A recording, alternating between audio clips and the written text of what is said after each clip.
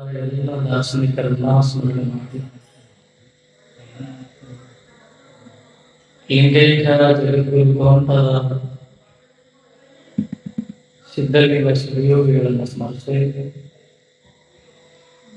ಲಿಂಗೈಕ್ಯ ಮಹಾತಪಸ್ವಿ ತೋಂಟದ ಸಿದ್ದೇಶ್ವರ ಮಹಾಶಿವಯೋಗಿಗಳನ್ನು ಸ್ಮರಿಸಿ ಲಿಂಗೈಕ್ಯ ಜಗದ್ಗುರು ತೋಂಟದ ಭಿಕ್ಷುಕದ ಬಸವಲಿಂಗ ಮಹಾಶಿವಯೋಗಿಗಳನ್ನು ಸ್ಮರಿಸಿ ಪ್ರತಿ ತಿಂಗಳು ನಡೆಯುವಂತೆ ಇವತ್ತಿನ ಚತುರ್ದಶಿ ಭಜನೆಯ ಜೊತೆಯಲ್ಲಿ ಒಂದು ಶಿವಾನುಭವ ಚಿಂತನ ಸಮಾರಂಭ.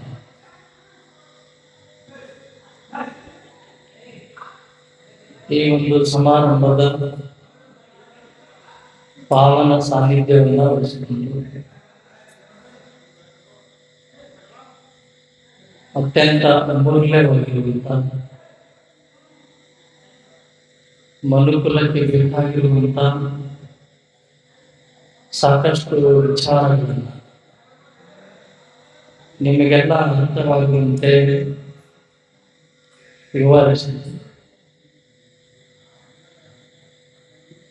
ಈ ಒಂದು ಸಮಾರಂಭಕ್ಕೆ ಒಂದು ಘನತೆ, ಒಂದು ಗೌರವವನ್ನು ತಂದುಕೊಟ್ಟಿರುವಂಥ ಪೂಜ್ಯರಾಗಿರುವಂತಹ ಪೂಜಾನಿಷ್ಠರು, ಕ್ರಿಯಾಶೀಲರು, ಶಿಕ್ಷಣ ಪ್ರೇಮಿಗಳು, ಸಮಾಜದ ಮೇಲೆ ಅತ್ಯಂತ ಕಳಕಳಿಯನ್ನು ಇಟ್ಟುಕೊಂಡಿರುವಂತಹ ನಮ್ಮೂರಿನ ಪಕ್ಕದಲ್ಲೇ ಇರುವ ಸುಕ್ಷೇತ್ರ ಮಂಗಲಿಯ ಶ್ರೀಮಠದ ಪೂಜ್ಯರಾದ ಶಟಸ್ಥಲ ಬ್ರಹ್ಮ ಶಾಂತ ಸೋಮೇಶ್ವರ ಶಿವಾಚಾರ್ಯ ಮಹಾಸ್ವಾಮೀಜಿಯವರ ಪವಿತ್ರ ಪಾದಗಳಿಗೆ ಸಾಷ್ಟಾಂಗ ನಮಸ್ಕಾರಗಳನ್ನು ಸಲ್ಲಿಸಿ ಇವತ್ತಿನ ಸಮಾರಂಭದ ಭಜನೆಯನ್ನು ನೆರವೇರಿಸಿಕೊಡಲು ಹೊಂದಿರುವಂತಹ ಎಲ್ಲ ಕಲಾವಿದರಲ್ಲಿ, ಹಿರಿಯರಲ್ಲಿ, ಅನೇಕ ಕಡೆ ಬಂದಿರುವಂತಹ ಹಳ್ಳಿಯಿಂದ ಬಂದಿರುವ ಎಲ್ಲ ಸಂಪರ್ಕರಲ್ಲಿ, ಸ್ಥಳೀಯ ಯುವ ಭಜನಾಂಗಗಳಲ್ಲಿ ಮತ್ತು ಬಹಳ ವಿಶೇಷವಾಗಿ ಈ ಊರಿನ ತಾಯಂದಿರು ಬಂದಿದ್ದಲ್ಲಿ ಹಿರಿಯರು ಪ್ರತಿ ತಿಂಗಳು ಹಿಂಗೆ ಬಂದು ಬಹಳ ಚೆನ್ನಾಗಿ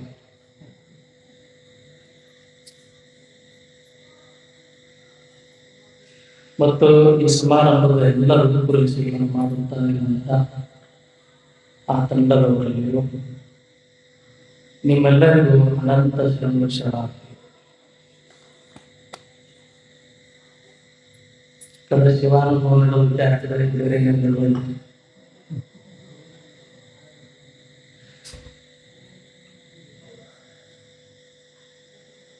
ಇದು ಒಂಥರ ವಿಶೇಷ. ಒಂದ್ ಕಡೆ ಶಿವಾನುಭವ ಬಸದೆ, ಇನ್ನೊಂದ್ ಕಡೆ ಜಗಳ ಬಸದೆ. ಅಲ್ಲೇನು ಇರೋದು, ಒಂದು ಕಡ್ಡಿಗೆ ಕೂಡ ಜಗಳ ಆಡ್ತಾರೆ ಸುಮ್ಮನೆ.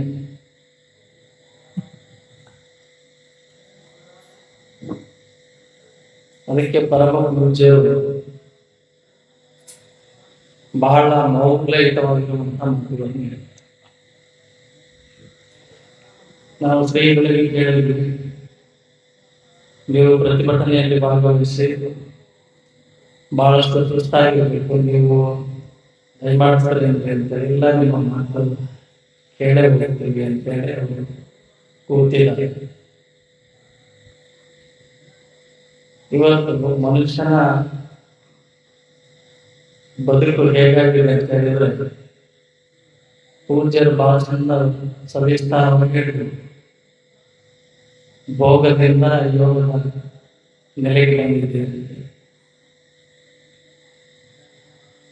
ಇಲ್ಲಿ ಶರಣರು ಕೂಡ ಎರಡು ಅರ್ಥಗಳನ್ನು ಕೊಡ್ತಾರೆ. ಭಕ್ತನೊಬ್ಬ ಮತ್ತು ಭವಿ. ಭಕ್ತ ಮತ್ತು ಭವಿ, ಈ ಭೂಮಿ ಮೇಲೆ ಇರುವುದು ಇವೆರಡೇ ಇರುವುದು. ಒಂದು ಭಕ್ತ, ಒಂದು ಭವಿ.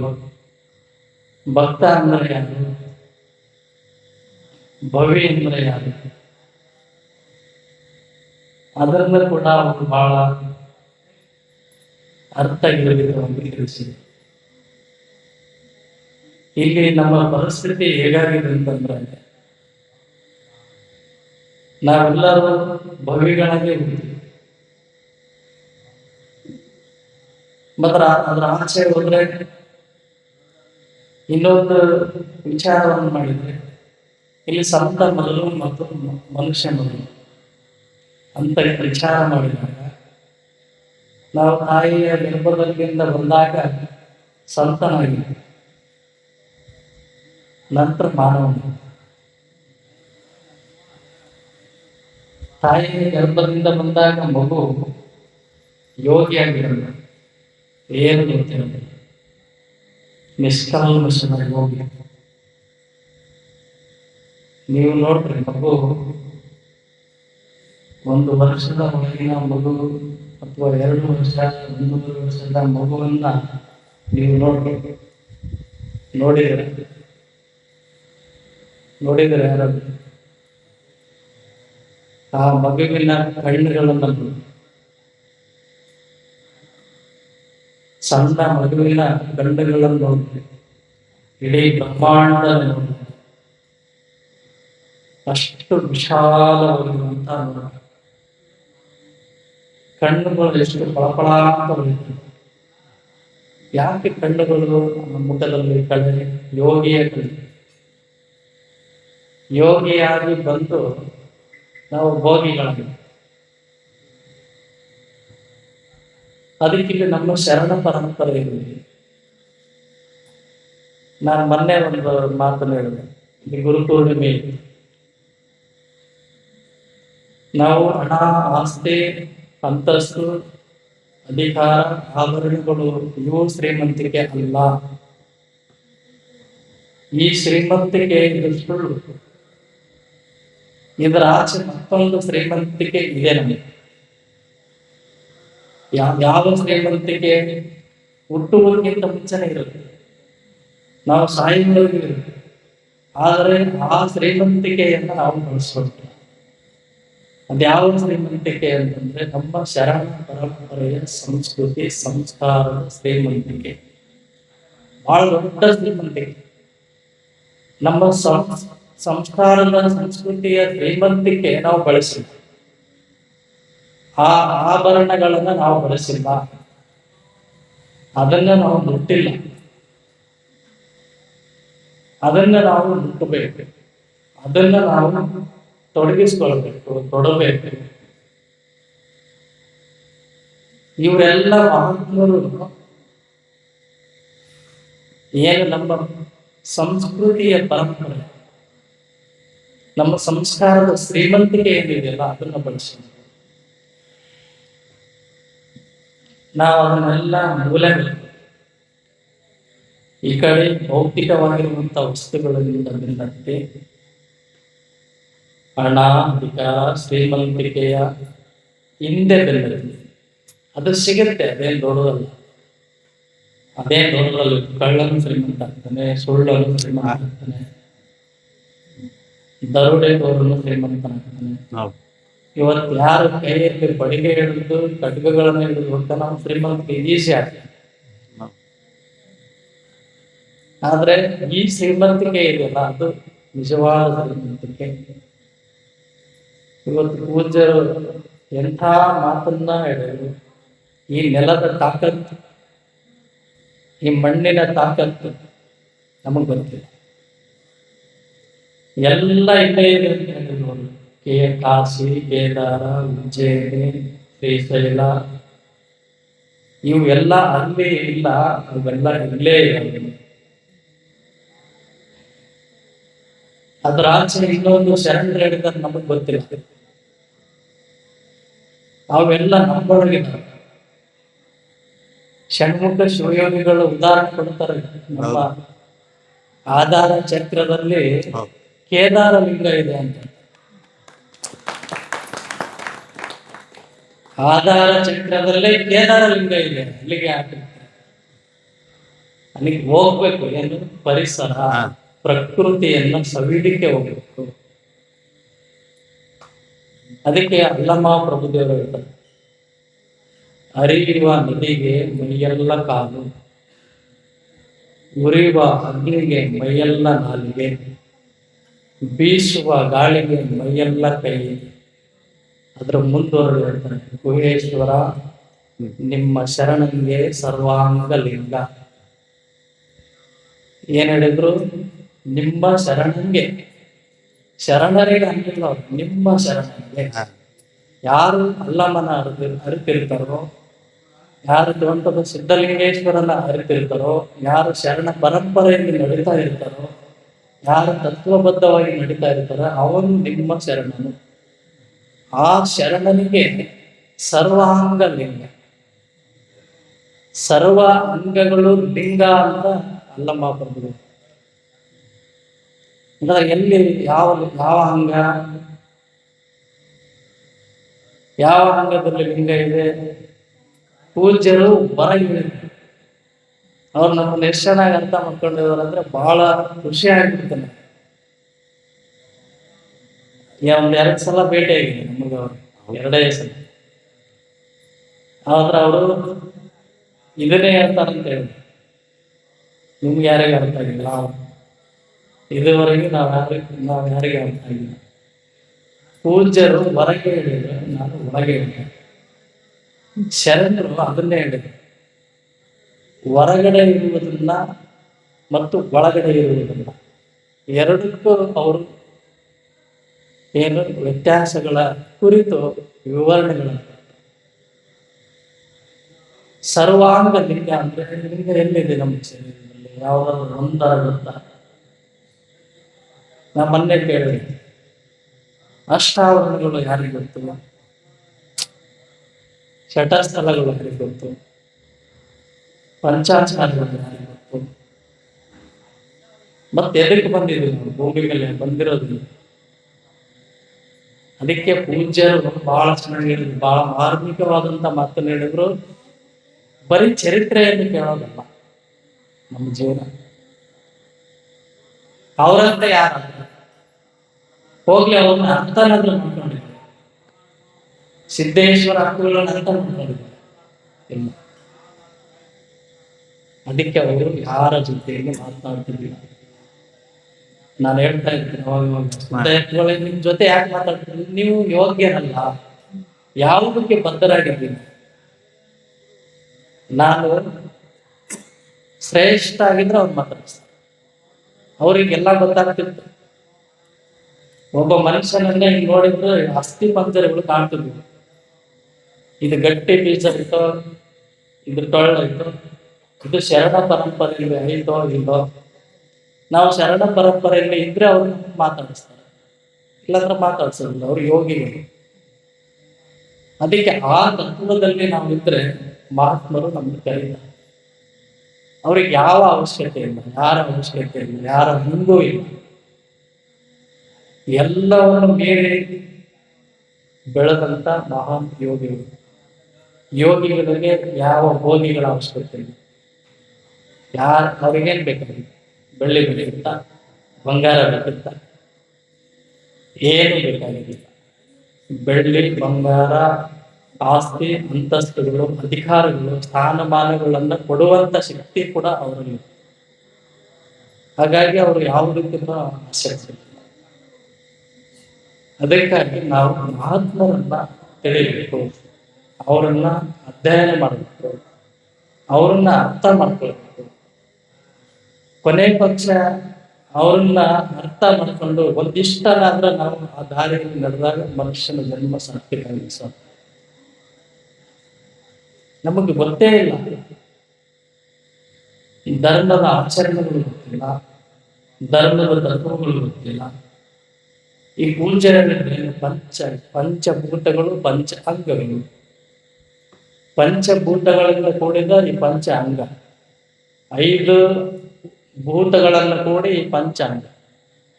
ಪಂಚ ಅಂಗಗಳು ಯಾವ್ಯಾವ ಮಾಸದಲ್ಲಿ ಏನೇನು ಬರುತ್ತದೆ ಕಾಲಮಾನಗಳು, ಪಂಚ ಅಂಗಗಳು, ಅದನ್ನು ಪಂಚಾಂಗ ಮಾಡಿದ್ರು. ನಾವು ಪಂಚಾಂಗದ ಜೊತೆಯಲ್ಲಿ ಪಂಚ ಅಂಗದ ಅರ್ಥಗಳನ್ನು ತಿಳ್ಕೊಂಡು ಬದುಕನ್ನು ತಿಳ್ಕೊಂಡು ನಡೆದಾಗ ಈ ಪಂಚ ಅಂಗ ಚೆನ್ನಾಗಿ ನಡಲಿಕ್ಕೆ ಸಾಧ್ಯ. ಪಂಚ ಅಂಗವನ್ನ ಹಾಳು ಮಾಡ್ಕೊಂಡು ಬರೀ ಪಂಚಾಂಗಕ್ಕೆ ಹೇಳುದಿಲ್ಲ. ಪಂಚ ಅಂಗ ಪಂಚಾಂಗ, ಈ ಪಂಚಾಂಗದ ವಿವರಣೆಗಳು ಆಗಲಿಲ್ಲ.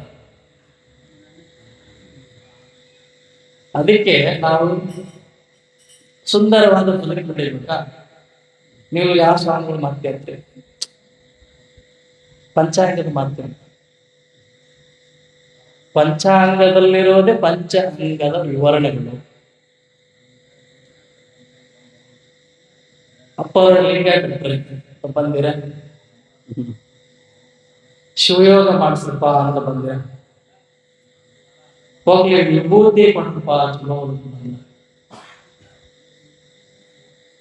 ರುದ್ರಾಕ್ಷಿ ಕೊಟ್ರಪ್ಪ ಅಂತ.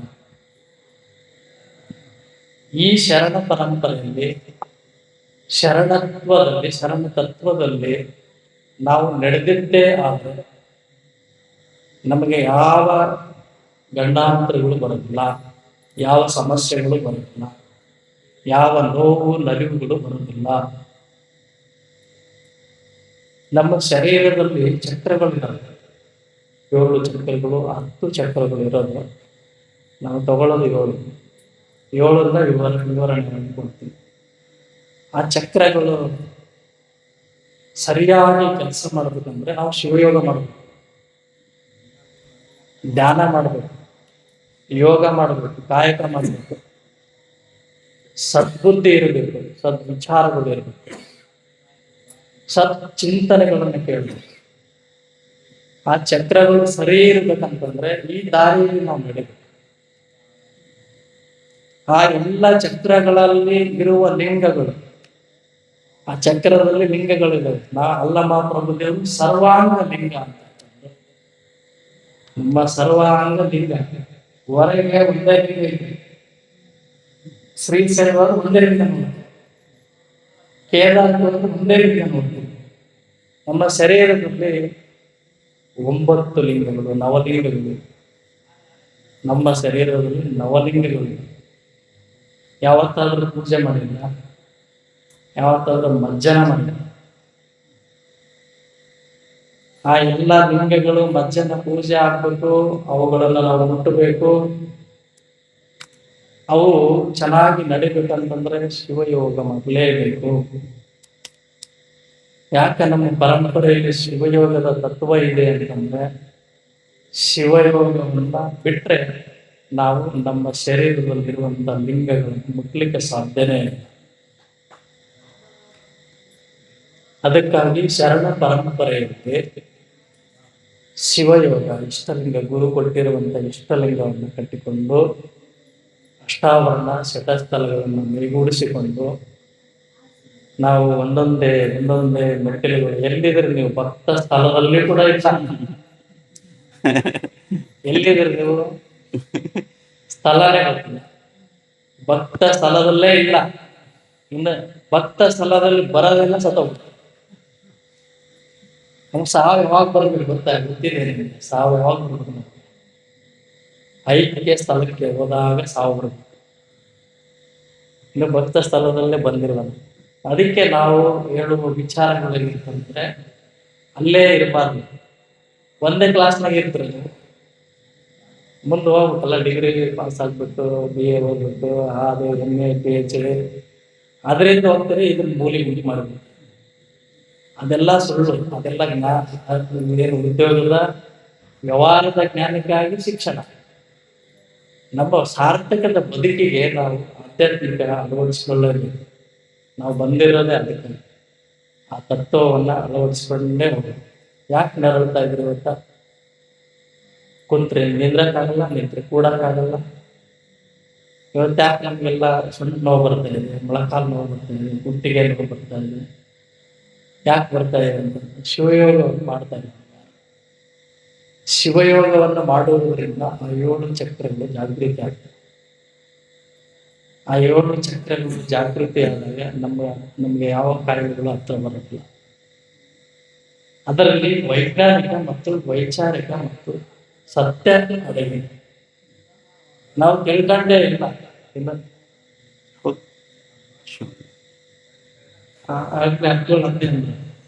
ನಮ್ಮ ಜನಗಳಿಗೆ ಶ್ರೀಗಳಾಗಿರ್ತಕ್ಕಂಥವ್ರು, ಧಾರ್ಮಿಕ ಮುಖಂಡರಾಗಿರ್ತಕ್ಕಂಥವ್ರು ತತ್ವವನ್ನ ಬೋಧನೆಯನ್ನು ಮಾಡಿಲ್ಲ. ತತ್ವವನ್ನ ಪ್ರಾಮಾಣಿಕವಾಗಿ ಬೋಧಿಸ್ಬೇಕು. ನಾವು ಏನ್ ಮಾಡ್ತೀವಿ ಅಂತಂದ್ರೆ ಯಾವುದೋ ಒಂದು ಕತೆ ಹೇಳೋದು, ಯಾವುದೋ ಒಂದು ಮಿಮಿಕ್ರಿ ಮಾಡೋದು, ಯಾರನ್ನ ಹೊಗಳೋದು, ಮತ್ತೆ ಯಾವುದೋ ಒಂದು ಚರಿತ್ರೆ ಹೇಳ್ಬಿಟ್ರೆ ನಿಮಗೆ ಅಷ್ಟೇ ಸಾಕು, ಅವರಿಗೆ ಅಷ್ಟೇ ಸಾಕು. ಅದಕ್ಕೆ ನಾನು ಇಲ್ಲಿ ಪ್ರಾಮಾಣಿಕವಾಗಿ ಹೇಳ್ತೀನಿ, ಯಾರೇ ಒಬ್ಬ ಉದ್ಯೋಗಿ ಆಗಿರ್ಬೋದು, ಒಬ್ಬ ರಾಜಕಾರಣಿ ಆಗಿರ್ಬೋದು, ಒಬ್ಬ ಸನ್ಯಾಸಿ ಆಗಿರ್ಬೋದು, ಯಾವ ಕ್ಷೇತ್ರದಲ್ಲಿ ಅವನು ಇರ್ತಾನೋ ಆ ಕ್ಷೇತ್ರಕ್ಕೆ ನ್ಯಾಯವನ್ನು ಒದಗಿಸಿಕೊಡ್ಬೇಕು. ನಾನು ಸ್ವಾಮಿಯಾಗಿ ಏನಂತಂದ್ರೆ, ನಾನು ತತ್ವವನ್ನ ಕೊನೆ ಪಕ್ಷ 60%, 50% ಆದ್ರೂ ನಾವು ಬೋಧಿಸ್ಬೇಕು. ಅಂದಾಗ ನನ್ನ ಬದುಕು ಕೂಡ ಸಾರ್ಥಕ ಆಗ್ತದೆ. ನಾವು ಆ ಕ್ಷೇತ್ರಕ್ಕೆ, ನಾವಿರುವ ಕ್ಷೇತ್ರಕ್ಕೆ ನ್ಯಾಯ ಒದಗಿಸದೆ ಹೋದ್ರೆ ನಮಗೂ ಕೂಡ ಅನ್ಯಾಯ ಕೆಟ್ಟ ಬದುಕಿ. ಯಾಕಂದ್ರೆ ಇವತ್ತು ನಮ್ಮ ಜೀವನದಲ್ಲಿ ನಮ್ಗಿಂತಲೂ ಪೂಜ್ಯರ ಅನುಭವಗಳು ದೊಡ್ಡವರು. ನನ್ನ ಜೀವನದಲ್ಲಿ ಆ ಕ್ಷೇತ್ರಕ್ಕೆ ನ್ಯಾಯ ಒದಗಿಸದೆ ಹೋಗಿರತಕ್ಕಂಥ ವ್ಯಕ್ತಿಗಳು, ಧಾರ್ಮಿಕ ಕ್ಷೇತ್ರದಲ್ಲಿ, ರಾಜಕೀಯ ಕ್ಷೇತ್ರದಲ್ಲಿ, ಉದ್ಯೋಗದ ಕ್ಷೇತ್ರದಲ್ಲಿ ಅವರು ತೊಂದರೆಗೆ ಸಿಲುಕಿದ್ದಾರೆ. ಸಾಕಷ್ಟು ಉದಾಹರಣೆಗಳು. ಅದಕ್ಕೆ ನೀವು ಅದೇ ಕೆಲಸ ಮಾಡಿದ್ದೀರಿ. ಮನುಷ್ಯನಾಗಿ ಹುಟ್ಟಿ ಬಂದ್ಮೇಲೆ ಯಾವ ಆಚರಣೆ ಇಲ್ಲಿದ್ರಿ, ಯಾವ ತತ್ವದಲ್ಲಿದ್ರಿ, ಯಾವ ಸಿದ್ಧಾಂತದಲ್ಲಿದ್ರಿ, ಯಾವ್ದಾದ್ರು ಬದ್ಧತೆಯಲ್ಲಿದ್ದೀವಿ, ನೀವೆಲ್ಲ ಮನವರಿಕೆ ಮಾಡ್ಕೊಂಡು ನಮಗ್ ನಾವೇ ಪ್ರಶ್ನೆ ಆಗ್ತದೆ. ಯಾವ ಸಿದ್ಧಾಂತದಲ್ಲಿದ್ದೀವಿ ನಾವು? ಯಾವ 20ನೇ ಸಂಬಂಧ ಮಟ್ಟ ಹೇಳಕತ್ತ ಕರೆಕ್ಟ್ ಇದೆ. 21ನೇ ಶತಮಾನ ಕರೆಕ್ಟ್. ಅದಕ್ಕೆ ಇಲ್ಲಿ ಮನುಷ್ಯ ನಾವ್ ಯಾಕೆ ನರಳ್ತೀವಿ ಅಂತಂದ್ರೆ, ಯಾಕೆ ನಾವು ತೊಂದರೆಗೆ ಸಿಕ್ಕಾಕೊಂತೀವಿ ಅಂತಂದ್ರೆ, ನಾವಿರುವ ಕ್ಷೇತ್ರಕ್ಕೆ, ನಾವಿರುವ ಒಂದು ಸ್ಥಳಕ್ಕೆ ನ್ಯಾಯವನ್ನು ಒದಗಿಸಿಕೊಡ್ಬೇಕು. ನಾನು ತೋಂಟದಾರ ಪರಂಪರೆಯನ್ನು ನಾನು ಪ್ರಾಮಾಣಿಕವಾಗಿ ಹೇಳ್ಬೇಕು. ಬೇರೆ ಹೇಳ್ಬಾರ್ದು. ಬೇರೆ ಹೇಳಿದ್ರೆ ಕರ್ತೃಗಳು ನಮ್ಗೆ ಸುಮ್ಬಿಡ್ತಾರ, ಬಿಡೋದಿಲ್ಲ. ಅವರು ತತ್ವಕ್ಕಾಗಿ ಎಷ್ಟು ಕಷ್ಟಪಟ್ಟಿದ್ದಾರೆ, ಎಷ್ಟು ಪರಿತಪಿಸಿದ್ದಾರೆ. ತೋಂಟದ ಸಿದ್ಧಲಿಂಗರು ಭಾರತವನ್ನು ಸುತ್ತಿದರು, ಎಲ್ಲೆಲ್ಲೋ ಸುತ್ತಿದ್ರು. ನಾವು ಸರಿ ಉದಾಹರಣೆ ಕೊಟ್ಟಿದ್ದೀನಿ. ನಾವು ಈಗೆಲ್ಲ ವೆಹಿಕಲ್ ಅಲ್ಲಿ ತಿರುಗಾಡ್ತೀವಿ, ಅವರು ಕಾಲಲ್ಲಿ ತಿರುಗಾಡಿ ಭಾರತವನ್ನು 3 ಬಾರಿ ಸುತ್ತಿ ಧರ್ಮವನ್ನು ಪ್ರಚಾರ ಮಾಡ್ತಾರೆ. ಅದರಿಂದ ನಾವು ಅರಿವಿನಲ್ಲಿಟ್ಕೊಂಡು, ಪ್ರಜ್ಞೆಯನ್ನಿಟ್ಕೊಂಡು ನಾವು ಮುನ್ನಡೆಯಬೇಕು. ಅದಕ್ಕೆ ಪೂಜ್ಯರು ಹೇಳಿದಾಗೆ ನಾವಿರುವುದು, ನೀವಿರ್ಬೋದು. ನಾವಂದ್ರೆ ಬಂದು ತಗೊಂಡ್ಬಿಡ್ತೀವಿ. ನೀವಿರುವುದು ಭೋಗದ ನೆಲ. ಇಂಥ ಐಕ್ಯ ಸ್ಥಳಗಳೇನಿರ್ತಾವಲ್ಲ, ಪುಣ್ಯಕ್ಷೇತ್ರಗಳು, ಇವು ಯೋಗದ ನೆಲೆಗಳು. ಅದಕ್ಕಾಗಿ ಯೋಗದ ನೆಲಕ್ಕೆ ನಾವು ಬರ್ತಾ ಇರಬೇಕು. ಯಾಕಂದ್ರೆ ನಿಮ್ದು ಜಂಜಾಟ ಸಂಸಾರ ನಿಮ್ಮಲ್ಲಿ ಎಲ್ಲ ಇರ್ತದೆ. ಸಿಟ್ಟು, ದ್ವೇಷ, ಎಲ್ಲ ಇರ್ತದೆ. ಅವುಗಳು ಕಡಿಮೆ ಆಗ್ಬೇಕಂತಂದ್ರೆ ಇಲ್ಲಿ ಬರ್ಬೇಕು. ಜ್ವರ ಬಂದ್ರೆ ಆಸ್ಪತ್ರೆಗೆ ಹೋಗ್ತಾರೆ, ತಲೆನೋವು ಬಂದ್ರೆ ಆಸ್ಪತ್ರೆಗೆ ಹೋಗ್ತಿರಲ್ಲ. ಅವೇ ಇದಾವಲ್ಲ, ಅವು ಕಾಮ, ಕ್ರೋಧ, ಲೋಭ, ಮದ, ಮಸ್ತರಗಳು. ಅವಕ್ಕೆ ಇಂಜೆಕ್ಷನ್ ಬೇಕಂದ್ರೆ ಎಲ್ಲಿ ಬರ್ಬೇಕು? ಇಲ್ಲೇ ಬರ್ಬೇಕು. ಇಲ್ಲಿ ಬಂದಾಗ ಅವು ಎಷ್ಟು ತಗ್ಗುತ್ತಾವೋ ನಿಮ್ಮ ಶರೀರ ಅಷ್ಟು ಸುಖವಾಗಿರ್ಲಿಕ್ಕೆ ಸಾಧ್ಯ. ನಾವು ಶರೀರವನ್ನೇ ಅರ್ಥ ಮಾಡ್ಕೊಂಡಿಲ್ಲ, ನಿಮ್ ಶರೀರ ಅದಕ್ಕೆ ಪಂಚೀಕರಣ. ಶರಣರು ಬಹಳ ಚೆನ್ನಾಗಿ ಮಾರ್ಮಿಕವಾಗಿ ನಿಮಗೆ ತತ್ವವನ್ನ ಬೋಧನೆ ಮಾಡಿದ್ದಾರೆ. ತತ್ವವನ್ನ ಶರೀರಕ್ಕೆ ಎಂತ ಅದ್ಭುತವಾಗಿರುವಂತ ತತ್ವವನ್ನು ಕೊಟ್ಟಿದ್ದಾರೆ. ಮಾನವನು ಮಹಾದೇವನಾಗಬೇಕು, ಮಾನವನು ಶರಣನಾಗಬೇಕು. ಮಾನವ ಶರಣನಾಗುವಂತ ತತ್ವ ಸಿದ್ಧಾಂತ ನಮಗೆ ಸಿಕ್ಕಿದೆ. ಅದು ಶ್ರೀಮಂತಿಕೆ, ದೊಡ್ಡ ಶ್ರೀಮಂತಿಕೆ. ಅಂತ ಶ್ರೀಮಂತಿಕೆಯನ್ನ ನಾವು ಬಳಸ್ಕೋಬೇಕು. ನಾವ್ಯಾರು ಅದನ್ನ ಬಳಸ್ಕೊಂಡಿಲ್ಲ. ಅದಕ್ಕೆ ಪೂಜ್ಯರು ಕೊನೆ ಪಕ್ಷ ಸಿದ್ದೇಶ್ವರ ಅಪ್ಪುಗಳ 1% ಅಷ್ಟೇ, 1% ಆಗಿದ್ದಾರೆ. ಅವ್ರು ಎಂಥವ್ರು, ಎಂಥ ಮಹಾತ್ಮರು. ಈ ನೆಲದಲ್ಲಿ ನಾನು ಹಿಂದೆ ಒಂದ್ಸಲ ಹೇಳಿದ್ದೆ, ಪೂಜ್ಯರು ಅದೇ ಅವ್ರ ಬಾಯಿಗೆ ಬಂತು. ಭಿಕ್ಷುಕದ ಬಸವಲಿಂಗ ಮಹಾಶಿವಗಳ ಅವತಾರಗಳೇ ಸಿದ್ದೇಶ್ವರ ಅಪ್ಪುಗಳು ನೆಲೆಸಿಕೊಂಡಿದ್ದಾರೆ. ಅದಕ್ಕೆ ಅವರು ಕರ್ತೃಗತಿಗೆಯಲ್ಲಿ ಅವರು ಬಹಳ ಶ್ರದ್ಧಾ ನಿಷ್ಠೆಯಿಂದ ಗೆದ್ದಿಗೆ ಪೂಜೆಯನ್ನು ಮಾಡಿ, ಮಡಿಯನ್ನ ಕಾಪಾಡಿ, ಯಾರಿಗೋ ಒಲ್ದ್ರು, ಯಾರಿಗೋ ಒಲಿಲಿಲ್ಲ, ಯಾರಿಗೆ ಒಲ್ದ್ರು ಅವ್ರಿಗೆ ಇವತ್ತಿಗೂ ಕೂಡ ಯಾವುದನ್ನು ಕೂಡ ಕಡಿಮೆ ಆಗಿಲ್ಲ. ಇವತ್ತಿಗೂ ಕೂಡ ಗದ್ದಿಗೆ ಮುಂದೆ ಬಂದು ಕೂತ್ಕೊಂಡು ಬಹಳ ಶ್ರದ್ಧಾ ಭಕ್ತಿಯಿಂದ ನೀವು ಸಂಕಲ್ಪವನ್ನು ಮಾಡಿ, ನಾವು ಅದನ್ನೇ ಹೇಳ್ತೀವಿ, ಬರ್ತೀರಿ ಸುತ್ತರಿತೀರಿ ಹೋಗ್ತೀರಿ, ಸ್ವಲ್ಪ ಕೂತ್ಕೋಬೇಕು. ಯಾವ್ದಾದ್ರೂ ಒಂದು ಮೂಲೆಯಲ್ಲಿ ಕೂತ್ಕೊಂಡು ಧ್ಯಾನ ಮಾಡಿ ನಿಮ್ಮ ಸಂಕಲ್ಪಗಳನ್ನ ಅವ್ರ ಮುಂದೆ ಹೇಳ್ಕೊಂಡ್ರೆ ಅದು ಖಂಡಿತ ನೆರವೇರುತ್ತೆ. ಅವ್ರನ್ನ ಕರಿಬೇಕು, ಅವ್ರು ಬರ್ತಾರೆ. ಅದಕ್ಕೆ ಕೂತ್ಕೊಂಡು ಎಲ್ಲ ಅವಸರ 5 ನಿಮಿಷದ ದರ್ಶನ ಆಗ್ಬೇಕು. ಆಗ್ಲಿಲ್ಲ ಅಂದ್ರೆ ಕೇಳಂಗಿಲ್ಲ, ಪೂಜಾರಿಗಳು ಕತ್ತಿನೇ ಬೇಡ. ಅಲ್ಲಿ ಇಲ್ಲೆಲ್ಲ ಪೂಜಾರಿಗಳಿಗೂ ಹೊಡೆದಿರುವಂತ ಉದಾಹರಣೆಗಳು ಕೊಡಂಗಿಲ್ಲ, ಬೇಗನೆ ದರ್ಶನ ಮಾಡಂಗಿಲ್ಲ. ಹಿಂಗ ದರ್ಶನಗಳು ಮಾಡೋದಲ್ಲ, ನಾವು ಸಮಾಧಾನವಾಗಿ ಬಂದು, ಮಹಾತ್ಮರು ಅಷ್ಟು ಬೇಗ ಸಿಗೋದಿಲ್ಲ. ಅವರ ಸಾಧನೆಗೆ, ಅವರ ಶಕ್ತಿಗೆ ಸಾಕಷ್ಟು ವರ್ಷಗಳು ತಪಸ್ಸು ಮಾಡಿರ್ತಾರೆ. ಸಿದ್ದೇಶ್ವರ ಅಪ್ಪುಗಳು ಎಷ್ಟು ವರ್ಷ ಅನುಷ್ಠಾನ ಮಾಡಿದ್ರು ಕಾರ್ಯಘಟ್ಟದಲ್ಲಿ? ಎಷ್ಟು ವರ್ಷ ಮಾಡಿದ್ರು? 41 ದಿನ. ಎಷ್ಟು ವರ್ಷಗಳು ಮಾಡಿದ್ರು. ಎಷ್ಟು ವರ್ಷ ರೀ? ಪದ ಆಡ್ತಿರಲ್ಲ. 41 ದಿನ ಮಾಡಿಲ್ಲ ಅವರು. 41 ದಿನದ್ದು ಬಹಳ ವರ್ಷಗಳ ಮಾಡಿ, ಬಹಳ ವರ್ಷಗಳ ಮಾಡಿದ್ರು. 41 ಮಾಡಿದ್ರು. ಈಗಿನ 41 ದಿನ ಈಗಿನ ಅನುಷ್ಠಾನಗಳು. ಆಗ 6 ವರ್ಷ 9 ವರ್ಷ 12 ವರ್ಷಗಳು ಮಾಡ್ತಿದ್ರು. ಅವ್ರು 6 ವರ್ಷ 9 ವರ್ಷ ಅಂತ ಬರುತ್ತೆ. ಹೆಚ್ಚು ಕಡಿಮೆ ಒಂದೊಂದ್ಸಲ ಈ ಶಿವಯೋಗದ ಸಾಧನೆ ಪ್ರಕಟ ಆಗ್ಬಾರ್ದು ಅಂತ ತಿಳ್ಕೊಂಡು ಅವ್ರು ಹೇಳ್ಕೊಡ್ಲು ಇರ್ತಿರ್ಲಿಲ್ಲ, ಮಾಡಿದ್ ಗೊತ್ತನೂ ಆಗ್ತಿರ್ಲಿಲ್ಲ. ಇದು ಪ್ರಕಟ ಆಗ್ಲೇಬಾರ್ದು. ವರ್ಷಗಟ್ಟಲೆ ಅವರು ಅಂತವೆಲ್ಲ ಅದು ವರ್ಷಗಟ್ಟಲೆ ಆಗಿರ್ತದ, ಪ್ರಕಟ ಮಾಡಿರ್ತೀಯನ್ನ ಗಳಿಸ್ಕೊಂಡಿರ್ತಾರಲ್ಲ. ನಾವು ಈಗ ಬಂದ ತಕ್ಷಣ ಎಲ್ಲ ಸಿಗುತ್ತೆ, ನಮಗೆ ಸಿಗೋದಿಲ್ಲ. ಅದಕ್ಕೆ ಕೊನೆ ಪಕ್ಷ ಶಾಂತಿ, ಸಮಾಧಾನ, ಒಂದು ಸೌಮ್ಯತೆಯಿಂದ ಬಂದು ಇಂಥ ಕ್ಷೇತ್ರಗಳಲ್ಲಿ ಭಕ್ತಿಯಿಂದ ಸೇವೆ ಮಾಡೋದು, ಭಕ್ತಿಯಿಂದ ದರ್ಶನ ಮಾಡೋದು ಮಾಡಿದರೆ ನಮ್ಮ ಜನ್ಮ ಸಾರ್ಥಕ ಆಗ್ತದೆ ಅನ್ನುವಂಥದ್ದು. ಅದಕ್ಕಾಗಿ ಇಂಥ ಒಂದು ಪುಣ್ಯ ಕ್ಷೇತ್ರದಲ್ಲಿ ನೀವೆಲ್ಲರೂ ನೆಲೆಸಿರುವುದೇ ಒಂದು ಸೌಭಾಗ್ಯ. ಇದಕ್ಕಿಂತ ದೊಡ್ಡ ಸೌಭಾಗ್ಯ ಮತ್ತೊಂದಿಲ್ಲ. ಇದಕ್ಕಿಂತ ದೊಡ್ಡ ಸೌಭಾಗ್ಯ ಮತ್ತೊಂದಿಲ್ಲ, ಯಾವ ಭಾಗ್ಯನೂ ಇಲ್ಲ. ಇದೇ ಭಾಗ್ಯ, ಇದೇ ಶ್ರೇಷ್ಠವಾಗಿರುವಂಥದ್ದು. ಅದಕ್ಕಾಗಿ ನಾವು ನೀವುಗಳು ಅವರನ್ನ ಅರ್ಥ ಮಾಡಿಕೊಂಡು ಅವರನ್ನ ನಾವು ಆಚರಣೆಯಲ್ಲಿ ಇಟ್ಕೊಂಡು ಹೋದ್ರೆ ನಮ್ಮ ಬದುಕು ಸಾರ್ಥಕ ಆಗ್ತೈತಿ. ಇಲ್ಲಾಂದ್ರೆ ನರಳಾಟಿಕೆಯಲ್ಲಿ ನಮ್ಮ ಜೀವನ ಸಾಗಬಾರದು. ಬಹಳ ಅದ್ಭುತವಾಗಿರುವಂಥದ್ದು ನಿಸರ್ಗದಲ್ಲಿ ಬಹಳ ಅದ್ಭುತವಾಗಿರುವಂಥ ಶಕ್ತಿ ಇದೆ. ನೀವು ಅವಾಗೇ ಪವಾಡ ಆಗ್ತಿತ್ತಂತಲ್ಲ, ಈಗೂ ಪವಾಡ. ಈ ನೆಲದಲ್ಲಿ ಎಂಥ ಶಕ್ತಿ ಇದೆ ಅಂತಂದ್ರೆ, ಈ ನೆಲದಲ್ಲಿ ಒಂದು ಕಡ್ಡಿ ಒಳಗೆ ಶಕ್ತಿ. ನಿಮ್ಗೆ ಗೊತ್ತಿದೆಯಲ್ಲ, ಒಂದು ಕಡ್ಡಿ ಒಳಗೆ. ಒಂದು ಉದಾಹರಣೆ ಹೇಳ್ತೀನಿ ನಿಮಗೆ. ಈ ಮರ ಐತನಲ್ಲ, ಈ ಮರ ಕಡಿಬೇಕು ಅನ್ನುವಂಥ ವಿಚಾರ ಬಂತು. ಯಾವುದೋ ಅರಳಿ ಮರ ಬಿದ್ದಾಗ ಇದನ್ನ ಕಡಿಬೇಡ್ರಿ ಅಂತ ನಾನು ಕಡಿಬೇಡ್ರಿ, ಸ್ವಲ್ಪ ನೆಳ್ಳಿರ್ಲಿ, ಇಲ್ಲ ಕಸ ಭಾಳ ಬೀಳ್ತೈತಿ ಅಂದ್ರೆ ಕಸ ಇದ್ರೆ ಹೊಡಿತಾರೆ. ನಾ ಯಾಕೆ ಕಡಿಬೇಡ ಅಂದಿದ್ದೆ ಅಂತಂದ್ರೆ ಆ ಗಿಡ, ಈ ಮರದಲ್ಲಿ ಭಾಳ ಸುಂದರವಾದ ಹೂವಾಗುತ್ತೆ. ಯಾರು ನೋಡಿದಾರಲ್ಲ ಗೊತ್ತಿಲ್ಲ, ನಕ್ಷತ್ರದ ಟೈಪ್ ಹೂವಾಗುತ್ತೆ, ಹಳದಿ ಹೂವು.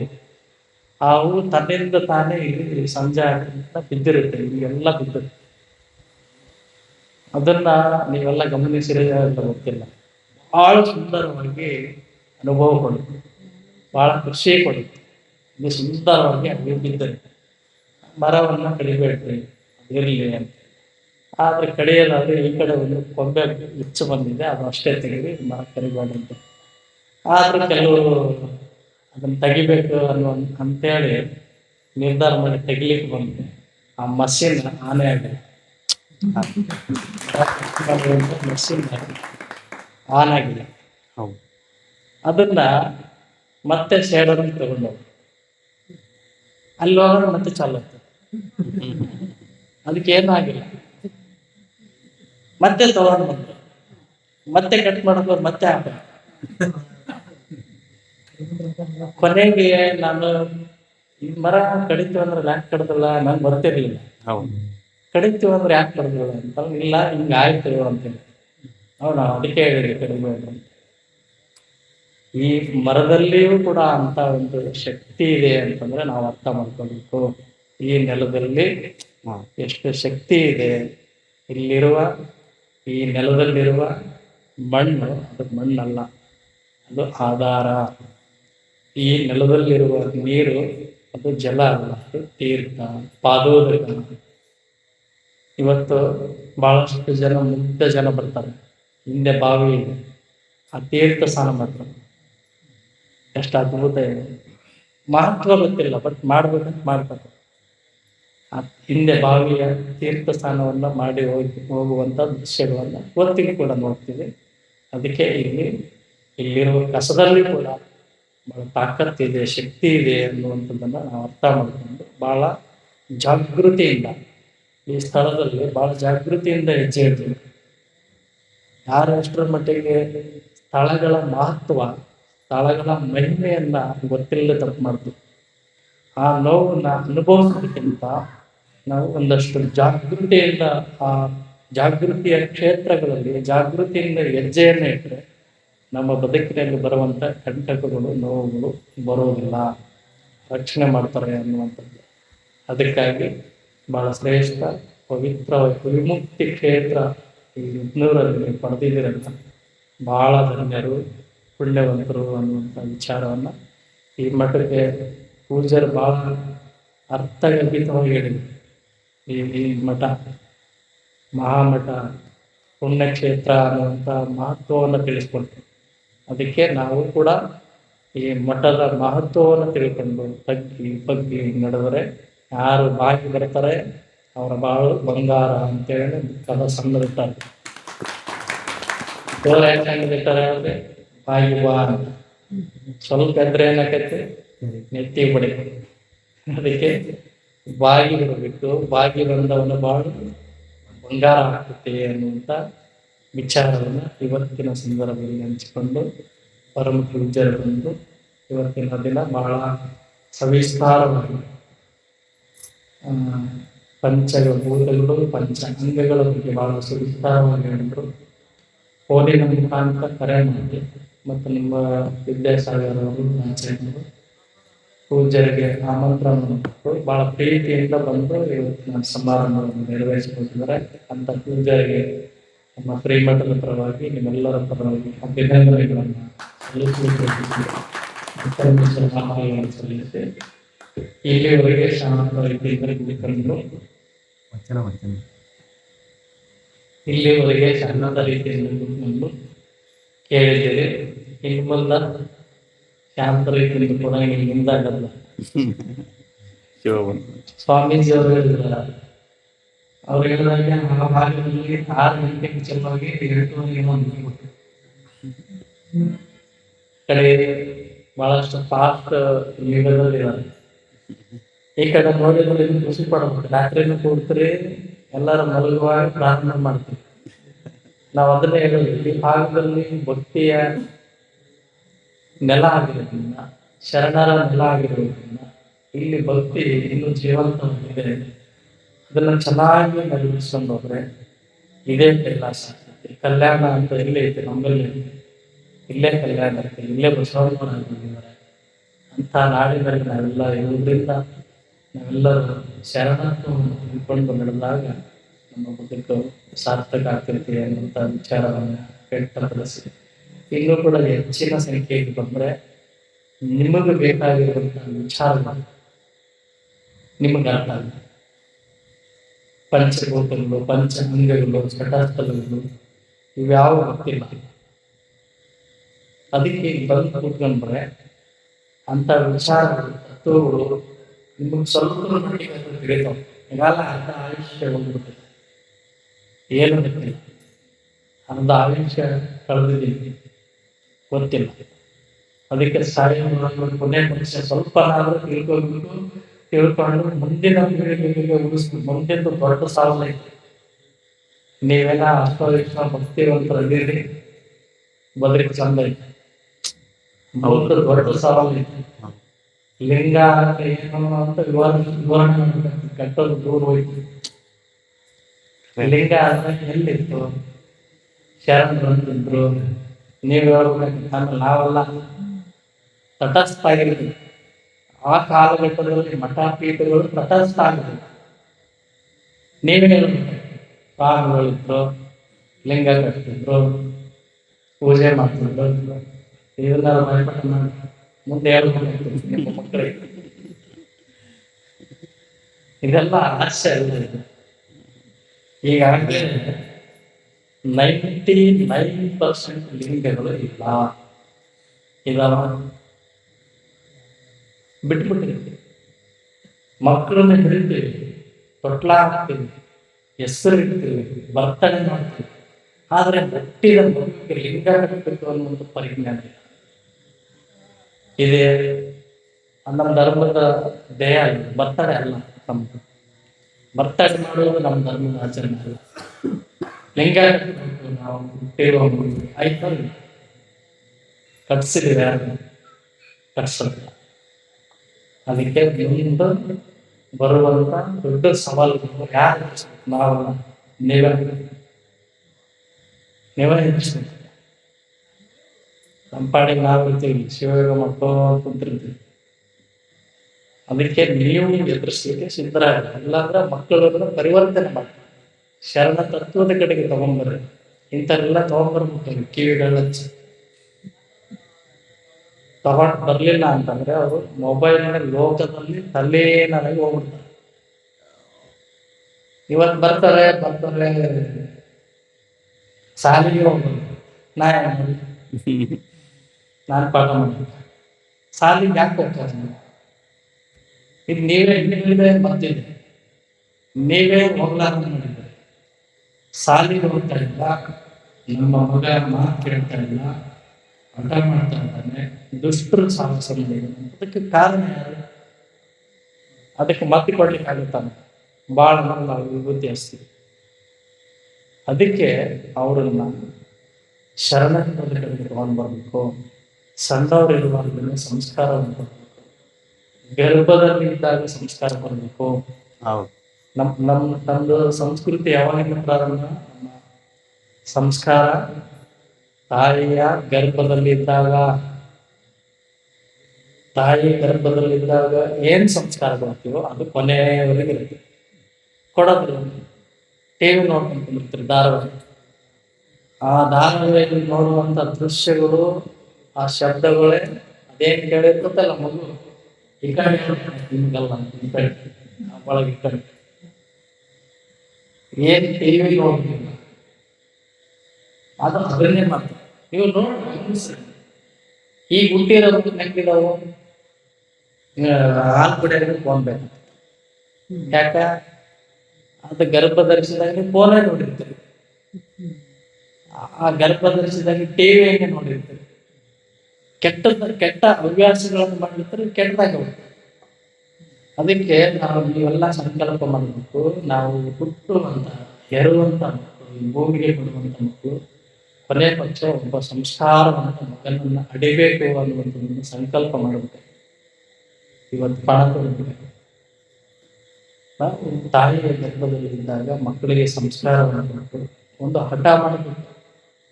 ಒಬ್ಬ ಯೋಗ್ಯವಾದ ಮಗನನ್ನ ನಾನು ಈ ಭೂಮಿಗೆ ಕೊಡ್ತೀನಿ ಅಂತ ಛಲ ತೊಡಬೇಕು ತಾಯಿ ಆಗಿರ್ತಕ್ಕಂಥ. ಇವತ್ತು ನೋಡ್ರಿ ಎಲ್ಲಾ ಮಕ್ಕಳು ಮಹಾತ್ಮರಾಗ್ತಾರೆ, ಶರಣರಾಗ್ತಾರ, ಹೋಗಿ ಒಳ್ಳೆ ದಾರಿಯಲ್ಲಿ ಅದನ್ನು ನಡೀತಾ ಇದ್ದಾರೆ. ನೀವು ನೋವು ಪಡ್ತಾ ಇದ್ದೀರಿ. ಎಷ್ಟು ವೃದ್ಧಾಶ್ರಮಗಳು ತೆಗೆದಿದ್ದಾವೆ. ಫೋನಿಗೆ ನೋಡ್ತೀವಿ, ಆದ್ರೆ ನಮ್ಗೆ ಅರ್ಥ ಆಗೋದು ನೋಡೋದು ತಳ್ಳೋದು, ನೋಡೋದು ತಳ್ಳೋದು. ಅದಕ್ಕೆ ಯಾರು ನೋವನ್ನು ಪಡ್ತಾರಂತಂದ್ರೆ ನೀವೇ ನೋವನ್ನು ಪಡ್ತೀರಿ. ನೀವು ನೋವು ಪಡಬಾರ್ದು ಅಂತಂದ್ರೆ ನೀವು ಮಕ್ಕಳಿಗೆ ಸಂಸ್ಕಾರವನ್ನು ಕೊಡ್ರಿ. ಮಠಗಳು ಹಾಕಿದ್ದಾರೆ, ಸ್ವಾಮಿಗಳು ಹಾಕಿದ್ದಾರೆ, ನಿಮ್ಮನ್ನ ಸರಿ ದಾರಿಯಲ್ಲಿ ತರಲಿಕ್ಕೆ ಮಠ ಪೀಠಗಳು, ಸ್ವಾಮಿಗಳು. ಎಷ್ಟು ಮಠಗಳು ಹಳ್ಳಿಗೊಂದು ಮಠ ಅದು. ಅದು ಇನ್ನೊಂದು ಭಾಳ ಮಂದಿ ಹೇಳ್ತಾರೆ, ಶಾಲೆಗೆ ಅಂತ ಕರ್ಕೊಂಡು ಅವ ಬರಂಗಿಲ್ಲ, ಅವ ಬರಂಗಿಲ್ಲ, ಅವ ಬರಂಗಿಲ್ಲ. ಮತ್ತೆ ಬರ್ಲಾರ್ದವ್ರಿಗೆ ಯಾಕೆ ಕೆಡಿಸ್ಕೋಬೇಕು? ಅವ ಅವ್ರಿಗೆ ಬರಂಗಿಲ್ಲ ಅಂತ ಅವ್ರ ಮಾತೇ ಕೇಳಲ್ಲ ಅಂದ್ರೆ ಇದೇ ಮಗ. ನಾವು ನಿಮ್ ಮುಂದೆ ಸತ್ಯ ಹೇಳ್ತೇವೆ. ಇದುವರೆಗಿಂದ ನಾವು ನಮ್ಮ ತಾಯಿಗಳು ಇದುವರೆಗೆ ನಾವು ನಮ್ಮ ತಾಯಿಗಳು ಯಾಕೆ ಎದುರ್ತೀವಿ ಅಂತಂದ್ರೆ ಈಗಲೂ ಸ್ವಲ್ಪ ಏನಾರ ಫೋನ್ ಹಿಡ್ಕೊಂಡ್ರು ನಮ್ಮ ತಾಯಿ ನಮ್ಮನ್ನು ಖಂಡಿಸ್ತಾರೆ, ಖಂಡಿಸಿದ್ದಾರೆ. ಸುಳ್ಳು ಹೇಳ್ತಾ ಇರೋದು ಹೋಗೋದೇ ಅಪರೂಪಕ್ಕೆ. ಆದ್ರೆ ತಾಯಿಗೆ ಮಗನಲ್ಲ. ನೀವು ಜಾಸ್ತಿ ಫೋನ್ ನೋಡ್ಬೇಡ್ರಿ ಅಂತ ಹೇಳಿರೋ ಉದಾಹರಣೆ ಸಂಗತಿ. ಆದ್ರೆ ಈಗಲೂ ಕೂಡ ನಾವು ತಾಯಿಗೆ ಹೆದರ್ತೀವಿ, ಗೌರವ ಕೊಡ್ತೀವಿ. ಯಾರು ತಂದೆ ತಾಯಿಗಳಿಗೆ ಗೌರವವನ್ನು ಕೊಟ್ಟು ಅವರ ಮಾತನ್ನು ಕೇಳ್ತೀವಿ ಅಂಥವರು ಬದುಕು ಉಜ್ವಲ ಆಗ್ತದೆ ಅನ್ನುವಂಥದ್ದು. ಅದಕ್ಕೆ ತಂದೆ ತಾಯಿಗಳ ಮಾತನ್ನ ಕೇಳಿ ನಾವು ಮುನ್ನಡೆದ್ರೆ ನಮ್ಮ ಬದುಕು ಸಾರ್ಥಕ ಆಗ್ತೈತಿ ಅನ್ನುವಂಥ ವಿಚಾರವನ್ನು ಕಲಾವಿದರಿಗೆ ಟೈಮ್ ಪಾಸ್ ಅಂತ ಟೈಮ್ ಇದ್ರಾಗ ಮಾತಾಡಕ್ಕೆ. ಹಾಗಾಗಿ ಇಲ್ಲಿವರೆಗೆ ಶಾಂತ ರೀತಿಯಿಂದ ಕೇಳಿರುವಂತ ನಿಮ್ಮೆಲ್ಲರಿಗೆ ಶುಭವನ್ನು ಕೋರಿ ನನ್ನ ಮಾತನ್ನು ಮುಗಿಸ್ತೇನೆ. ಎಲ್ಲರಿಗೂ